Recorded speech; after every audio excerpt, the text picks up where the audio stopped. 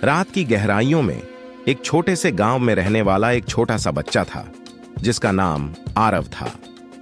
उसकी आंखों में एक अनोखी चमक थी जो हर किसी को आकर्षित करती थी। आरव एक दिन अपने गांव के पास एक जंगल में गया। वहां उसने एक पुरानी किताब पाई जिसमें जादुई कहानियां थीं। उसने वह किताब लेकर गांव लौटते हुए सोचा, अगर मैं इसका राज सीखता हूं तो मैं भी लोगों को खुश कर सकता हूं। धीरे धीरे आरव ने वहीं जंगल में जादू सीखना शुरू किया। उसने वहां के प्राणियों से बातचीत करना सीखा और उनसे नए नए जादू सीखा। एक दिन गांव में बड़ा मेला आया और लोगों ने आरव को देखकर हैरान होकर पूछा, तुमने ये सब कैसे सीखा? आरव ने मुस्कुराते हुए कहा, जादू वह नहीं है जो हाथ में है, बल्कि वह है जो दिल में है। आरव की बातों ने सबको प्रेरित किया और उन्होंने भी अपने दिल से जादू सीखना शुरू किया। उस दिन के बाद गांव में हमेशा हर कोई मुस्कान लेकर घूमता रहता था, क्योंकि आरव ने सिखाया कि सच्चा जादू एक हमेशा सुनहरे दिल से ख्वाबों होता वाला है। गांव था जहां रहने वाले बच्चे अपने सपनों को पूरा करने के लिए मेहनत करते थे। इस गांव का एक छोटा सा लड़का था जिसका नाम नील था। नील का सपना था कि वह अपने गांव का नाम रोशन करेगा। उसने अपने दोस्तों के साथ मिलकर एक पुस्तकालय बनाया जहां वे सभी अपनी पढ़ाई कर सकते थे। एक दिन गांव में एक विद्यालय खुला और नील ने वहां के बच्चों को शिक्षा देने का संकल्प किया।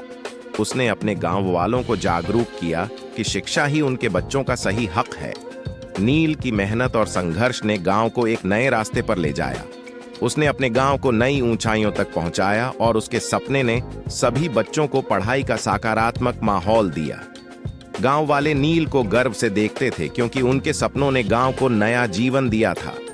नील ने सिखाया कि अगर कोई सच्चे दिल से मेहनत करता है तो वह हर मुश्किल को पार कर सकता है और अपने सपनों को हकीकत में बदल सकता है। अकबर का साला हमेशा से ही बीरबल की जगह लेना चाहता था।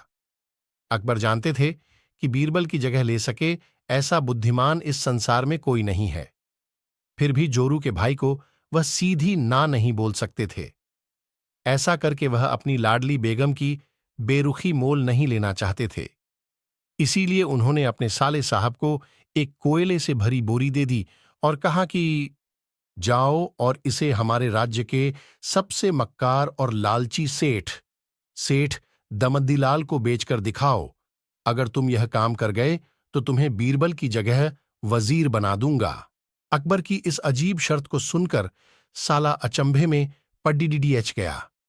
वह कोयले की बोरी लेकर चला तो गया, पर उसे पता था कि वह सेठ किसी की बातों में नहीं आने वाला।